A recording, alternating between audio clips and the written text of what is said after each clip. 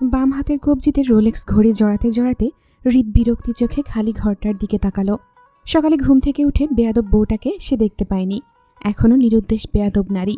হৃদ কতবার বেয়াদব নারীকে বলেছে তার ঘুম না ভাঙা অবধি যেন বিছানা ছেড়ে না ওঠে, অথচ এই নারী তার কথা শুনলে তো। এই নারীর বাইরে কি কাজ থাকতে পারে স্বামী ছাড়া? বাসায় কাজের জন্য সার্ভেন্ট আছে, হৃদের মা সুফিয়া আছে। তারা কখনো মায়াকে বলবে না যে সকাল সকাল হৃদকে ছেড়ে রান্নাঘরে হাজিরা দিতে। হৃদ যতটুকু জানে বাসার কাজ সার্ভেন্টরা করে সুফিয়া খানের নির্দেশনায়। সেখানে মায়ের কোনো কাজ নেই সুফিয়া খানের পিছু পিছু ঘুরঘুর করা ছাড়া। হৃদ সারা দিন বাসায় থাকে না, সে রাতে বাসায় ফেরে। তাহলে সকালটা কি বেয়াদব নারী তার সাথে কাটাতে পারে না? অন্য সময় হলে 100 বার এসে হৃদকে অকারণে বিরক্ত করে যাবে, অথচ হৃদ যখন নিজে বেয়াদব নারীর সঙ্গে সুন্দর মুহূর্ত কাটাতে চায় তখনই এই নারী লাপাত্তা হয়ে বসে থাকে। হৃদ বিরক্তি নিয়ে হাতে ঘড়ি জড়ালো। মায়া সকালে ঘর থেকে বেরোনোর আগে হৃদের জামা কাপড় নামিয়ে গুছিয়ে রেখে গেছে, যেন হৃদ ঘুম থেকে উঠে রেডি হতে তার অসুবিধা না হয়। হৃদ ঘুম থেকে উঠেছে আরও মিনিট 40 আগে। এখন সকাল 8:47। হৃদ শার্টের হাতা দুটো টেনে কোনোই অবধি গুটিয়ে বাম হাতে গায়ের কোট ভাঁজ করে রেখে বেরোলো ঘর ছেড়ে। হৃদকে বেশিরভাগ সময় কালো ড্রেস আপেই দেখা যায়, আজও তাই পরেছে। ফর্সা গায়ে কালো প্যান্টের সঙ্গে কালো শার্ট ইন করে জড়িয়েছে। হৃদের অ্যাক্সিডেন্টের পর পাওয়ারফুল মেডিসিনের কারণে হৃদ বেশ মোটা হয়েছে। 2 বাহুর পেশি ফুলে শার্ট ছিঁড়ে ফিকরে বেরোতে চায়। সিঁড়ি বেয়ে নামতে নামতে হৃদ মায়াকে দেখল ড্রয়িং রুমের মেন দরজায় দাঁড়িয়ে বাইরে উকিঝুঁকি মারছে বারবার। মায়াকে দেখে মনে হচ্ছে সে কোনো কিছুর অপেক্ষায় দরজায় দাঁড়িয়ে আছে। হৃদ সোজা সেদিকে এগোলো। মায়ের পিঠ ঘেঁষে দাঁড়িয়ে এক হাতে মায়ের মাথা চেপে নিজের দিকে ঘোরাতে ঘোরাতে ভ্রু কুঁচকে বলল, কি ম্যাডাম, এখানে কি আপনার? ঘরে স্বামী রেখে বাইরে কি করেন? হঠাৎ হৃদের উপস্থিতিতে মায়া থতমত খেয়ে নত মস্তিষ্কে দাঁড়িয়ে মিনমিন করে বলল, আয়ন ভাইয়া জুইকে নিয়ে আসবে, সেজন্য এখানে দাঁড়িয়ে অপেক্ষা করছিলাম। হৃদ মায়ের মাথা ছেড়ে থুতনি ধরে মায়ের মুখটা উঁচিয়ে বলল, বোন আসবে ভালো কথা, স্বামীকে ভুলে বোনের জন্য অপেক্ষা করাটা কোন ধরনের ভদ্রতা শুনি? আমি তো আপনার কাপড় গুছিয়ে রেখে এসেছিলাম রুমে। কাপড় গুছিয়ে রেখে আসলেই দায়িত্ব শেষ ম্যাডাম। আপনার স্বামীর আর কোনো প্রয়োজন থাকতে পারে না বইয়ের কাছে? আপনি না বলেছিলেন সংসার করতে চান, তাহলে শেষ সংসার করা? করছি তো সংসার। কিভাবে করছেন শুনি? আমি তো আপনার উন্নতি দেখছি না ম্যাডাম।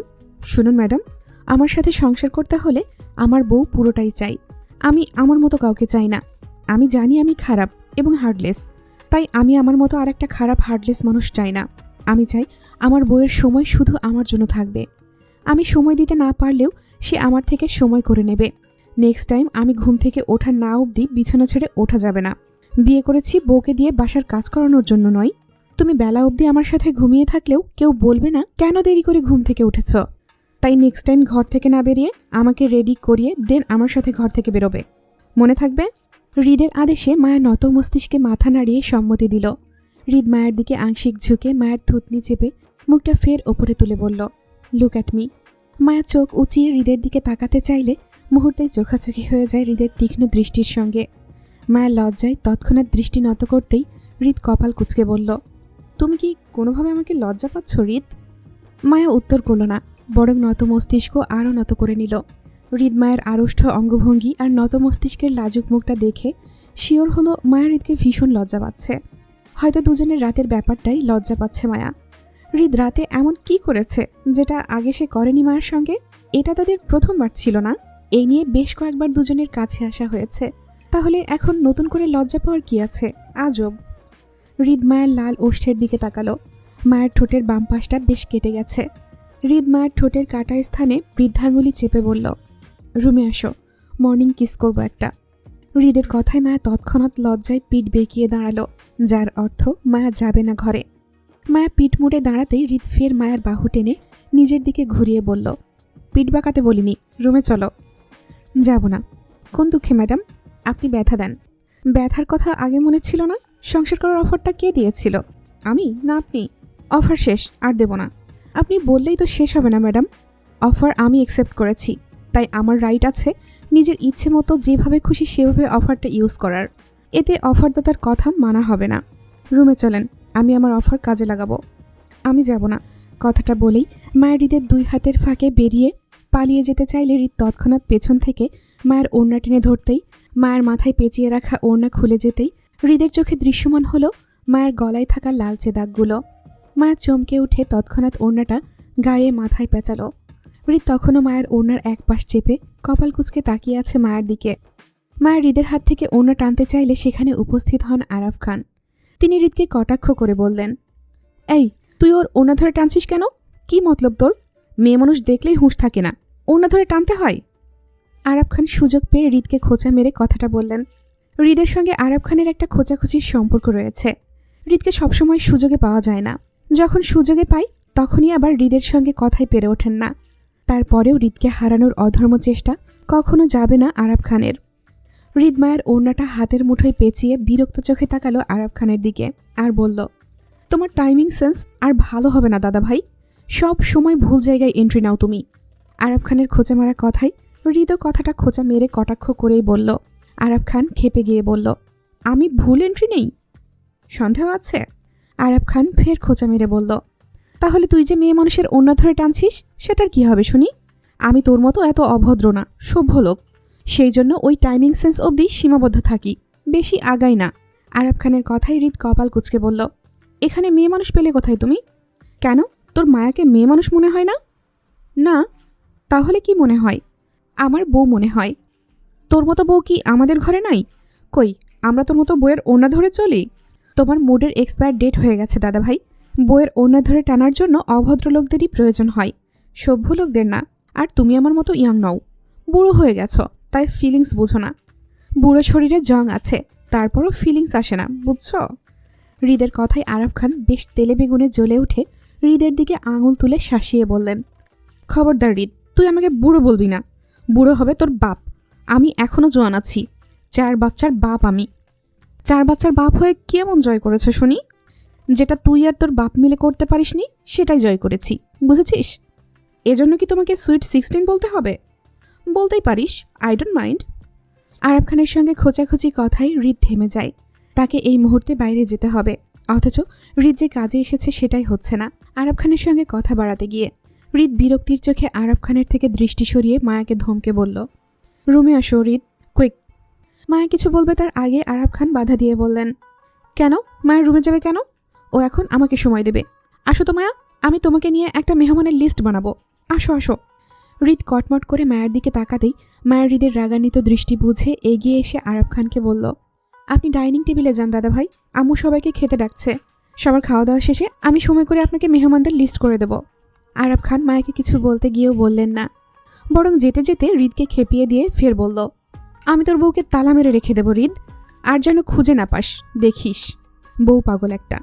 আরাফ খান চলে যেতেই মায়া হৃদের মুখোমুখি হয়ে দাঁড়ালো। হৃদের মুঠো থেকে নিজের ওড়না ছাড়িয়ে হৃদের বুকের কাছটায় 2 হাত বাড়ালো। হৃদের লাগিয়ে রাখা শার্টের বোতামগুলো মায়া একবার খুলে পুনরায় লাগাতে লাগাতে বলল, কালো ড্রেসআপে আপনাকে হেভি জোশ লাগছে নেতা সাহেব। দাদাভাই তো শুধু শুধু আপনার বদনাম দেয় বউ পাগল বলে। উনি তো আসলে জানেন না আপনার বউ যে জামাই পাগল সেটা। জানলে নিশ্চয়ই আপনাকে বদনাম দিতেন না, তাই না? শক্তপোক্ত মানুষগুলো যখন কাউকে ভালোবাসে তখন ভালোবাসার মানুষের মুখে একটুখানি ভালোবাসাময় কথা শুনলেই তারা রাগ ভুলে নরম হয়ে যায়। হৃদের ক্ষেত্রেও তাই হলো। এতক্ষণে যে হৃদ রেগেমেগে ফায়ার হয়েছিল, সে মায়ের একটুখানি ভালোবাসাময় কথা শুনেই রাগ ভুলে মুহূর্তেই গলে নরম হয়ে গেল। হৃদের চেহারায় খেলে গেল নরম উষ্ণতা। মায়া ফের বলল, এবার থেকে আমি রোজ আপনার কথা শুনব, আর কখনোই অবাধ্য হব না। যার এমন একটা হ্যান্ডসাম জামাই আছে, সে কি তার হ্যান্ডসাম জামাইয়ের কথা না শুনে থাকতে পারে বলুন? আমার পাপ হবে না? মায়ের বাড়াবাড়ি রকমের ভালোবাসায় হৃদ কপাল কুঁচকে মায়াকে বলল, এবার বেশি হয়ে যাচ্ছে না তেল মালিশ করাটা? মায়া একই সুর টেনে ফের হৃদকে বলল, 10টা না 5টা না, আমার একটা মাত্র হ্যান্ডসাম জামাই আপনি। আপনাকে তেল মালিশ করলেও সোয়াব আছে আমার, বুঝেছেন? আল্লাহ নেকি দিবে। এবার আসুন একটু আদর করে দিই, তাহলে রাগ ভেঙে যাবে আপনার। মায়া 2 পা উঁচিয়ে হৃদকে গালে চুমু খেতে চাইলে হৃদ নিজের মাথা পেছনে সরিয়ে নিল। মায়ের মাথা চেপে মায়াকে পেছনে ঠেলে দেয়। হৃদের ব্যক্তিগত মুহূর্ত পাবলিক করা পছন্দ নয়। তার বউ তার ব্যক্তিগত জিনিস।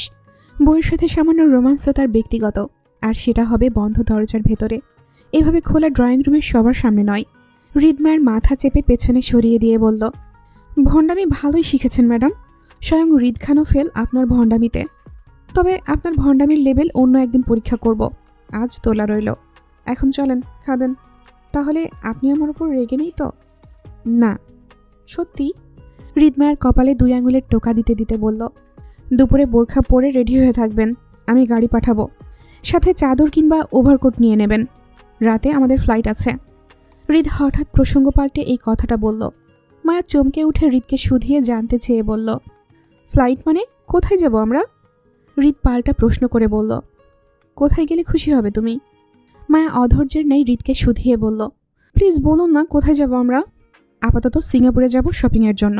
মায়া অবাক চোখে তাকিয়ে বলল, বিয়ের শপিংয়ের জন্য আপনি আমাকে সিঙ্গাপুর নিয়ে যাবেন? হৃদ মায়ের কথাটাই মায়াকে ফেরত দিয়ে বলল, গেলাম, সমস্যা কোথায়? 10টা না 5টা না, একটা মাত্র বউ আমার। আর বইয়ের এইটুকু শখ পূরণ করার মতন অ্যাবিলিটি আল্লাহ আমাকে দিয়েছেন। দুপুরে রেডি থেকো, রাতে আমাদের ফ্লাইট আছে। মায়া চিন্তিত ভঙ্গিতে বলল, অনুষ্ঠানের আর মাত্র 6 দিন বাকি, এখন দেশের বাইরে গেলে আসবো কখন আমরা? রাতের ফ্লাইটে যাব, সকালে দুজন ঘুমাবো, বিকেলে তোমাকে নিয়ে শপিংয়ে বেরোবো। শপিং শেষে পরশুদিনের ফ্লাইটে বাংলাদেশে ব্যাক করব। 2 দিনে হয়ে যাবে, চলবে না? মায়া তৎক্ষণাৎ মাথা নাড়িয়ে সম্মতি দিয়ে বলল, চলবে। এই তো আমার লক্ষ্মী বউ, এইভাবে স্বামীর কথা শুনে থাকবে, তাহলে যত্ন করে রাখবো, বুঝেছ? আচ্ছা।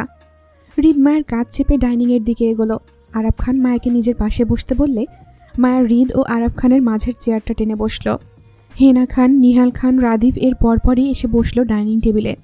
সুফিয়া খান সার্ভেন্ট দিয়ে ডাইনিং টেবিল সাজালেন খাবারে। সকলেই যার যার প্লেটে নাস্তা তুলে নিচ্ছে। হৃদ মায়ের প্লেটে খাবার তুলে সেও নিল। সুফিয়া খান নিহাল খানের পাশের চেয়ারটাতে বসতে বসতে হৃদকে গম্ভীর গলায় প্রশ্ন করে বললেন, আজ রাতের ফ্লাইটে সিঙ্গাপুর যাচ্ছ তোমরা? জি। কয়দিন লাগবে? 2 থেকে 3 দিন। 3 দিনে ম্যানেজ করতে পারবে নাকি অনুষ্ঠানের ডেট পিছাবো? প্রয়োজন পড়বে না, ম্যানেজ হয়ে যাবে। হৃদের খবর কারো কাছে নেই। হৃদ সিঙ্গাপুরে যাবে সেটা খানবাড়ির কেউ জানে না, এমনকি রাদিফও না। অথচ সুফিয়া খানের কাছে হৃদের খবর আছে। তিনি কিভাবে জানেন কেউ জানে না। তবে রাদিফ হৃদের সম্মতিতে উৎসাহে বলল, ভাই তাহলে আমার জন্য কয়েকটা ব্র্যান্ডের ঘড়ি নিয়ে এসো তো। ঠিক আছে।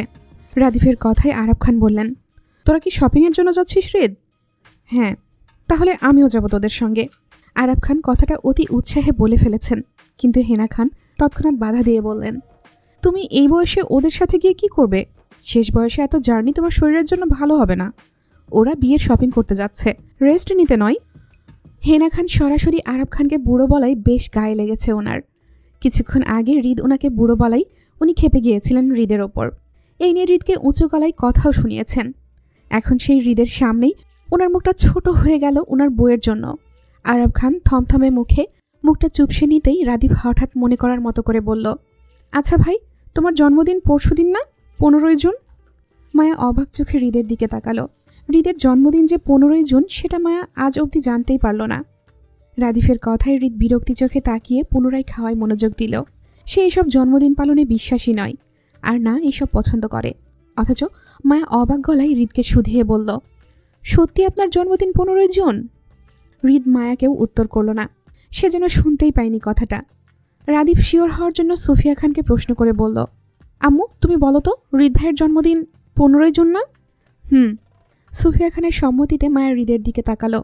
রাদীপ ফের হৃদকে বলল, ভাই তুমি পরশুদিন বাংলাদেশে যেভাবে হোক চলে আসবে, তাহলে আমরা ছোটোখাটো একটা সেলিব্রেশন করব। Not interested. হৃদ গম্ভীর গলায় ছোট উত্তর করল। রাদীপ আপত্তি জানিয়ে কিছু বলবে তার আগেই সুফিয়া খান রাদীপকে থামিয়ে বললেন, আমি তোমার বিয়ের কথা ভাবছিলাম রাদীপ। মেয়ে আমার পছন্দের। যেহেতু তোমার কোনো পছন্দ নেই, তাই আমার পছন্দের মেয়েকে একবার দেখতে পারো। আশা করছি মায়ের পছন্দে তুমি ঠকবে না। হৃদ বাদে উপস্থিত সকলের মাঝে বিস্ফোরণ ঘটালো সুফিয়া খানের কথাটা। সুফিয়া খান প্রথমে হৃদের বিয়ের অনুষ্ঠান রাখলেন কাউকে না জানিয়ে। এখন আবার রাদীফের জন্য মেয়েও পছন্দ করে ফেলেছেন, অথচ কাউকে জানালেনই না। নিহাল খান ঘাড় ঘুরিয়ে তাকালেন সুফিয়া খানের তীক্ষ্ণ দৃষ্টিতে। এই ফাঁকে সুফিয়া খানের সঙ্গে এক পলক নিহাল খানের চোখাচোখিও হয়ে গেল। রাদীফের সবে মন ভেঙেছে। দীর্ঘ 3 বছরের রিলেশনশিপ ভেঙে নতুন করে কাউকে মনে জায়গা দেওয়ার মতো মানসিকতা রাদীফের নেই। সে সবার সাথে আপাতত নিজেকে মানিয়ে নিতেই সুফিয়া খানের ভয়ে খানবাড়িতে থাকছে, নয়তো সে এখনও মুরাদপুরের ফ্ল্যাটেই মন ভাঙার দুঃখ বিলাস করত। রাদীফের হাসি মুখটা মুহূর্তেই চুপসে গেল। সে বলল, আমার তোমার পছন্দে বিয়ে করতে আপত্তি নেই আম্মু, তবে সেটা 5 বছর পর করব। আমি আপাতত নিজেকে গুছিয়ে নিতে চাই, পাশাপাশি আব্বুকেও রাজনৈতিকভাবে সময় দিতে চাই। বাবাকে সময় দিতে চাও ভালো কথা, কিন্তু বিয়ের জন্য তোমার 5 বছর লাগবে কেন শুনি? আমি সেটেল হয়ে বিয়ে করব আম্মু। তুমি পড়াশোনা জানা শিক্ষিত একটা ছেলে, ডাক্তারি করতে না চাও তাহলে রাজনীতির পাশাপাশি খান পরিবারের পারিবারিক ব্যবসায় জড়িয়ে যাও, এটাই তোমার লাইফ সেটেল। এখানে আলাদা করে সেটেল হওয়ার তো কিছু দেখছি না রাদিফ। সুফিয়া খানের কথাটা বেশ যুক্তিযুক্ত, কিন্তু রাদিফ এই মুহূর্তে আপাতত বিয়ের জন্য প্রস্তুত না। সে আরও কিছুটা সময় চায় নিজেকে গুছিয়ে তুলতে। রাদিফ বেশ বিনীত স্বরে সুফিয়া খানকে বলল, আমি বিয়ে করব আম্মু, তবে প্লিজ আমাকে আরও একটু সময় দাও। কারো দায়িত্ব নেওয়ার মতো মানসিকতা আমি এই মুহূর্তে পাচ্ছি না। আমি বেশ ডিস্টার্ব। রাদিফের মনের জটিলতা বুঝে সুফিয়া খান চুপ করে গেলেন। তিনি আর আগ বাড়িয়ে রাদিফকে কোনো কিছুর জন্য প্রশ্ন করলেন না। রাদিফের মন ভাঙার বিষয়টা মাথায় রেখেই সুফিয়া খান রাদিফের বিয়ের বিষয়টা ভেবেছেন। রাদিফ ওনার ছোট ছেলে, বেশ আদরের এবং মানসিকতা বেশ নাজুক রাদিফের। রাদিফ ছোটোখাটো বিষয়ে খুব দ্রুত কষ্ট পেয়ে যায়, সেজন্য তিনি রাদিফের জন্য সব সময় বেশি চিন্তিত থাকেন। রাদিফ রিলেশনের ব্যাপারে কষ্ট পাচ্ছে ভেবেই তিনি দ্রুত রাদিফের বিয়ে দিয়ে বউ আনতে চাচ্ছেন। জীবনসঙ্গী থাকলে রাদিফ কষ্ট পাওয়ার সুযোগ পাবে না। সুফিয়া খান আপাতত রাদিফকে কিছু না বললেও রাদিফের জন্য ঠিক করা মেয়েকে হৃদমায়ের বিয়ের মেজবানে দাওয়াত করে রেখেছেন। সেদিন দুজনের মুখোমুখি হলে হয়তো রাদিফ মেয়েটিকে দেখে নিল এক ঝলক।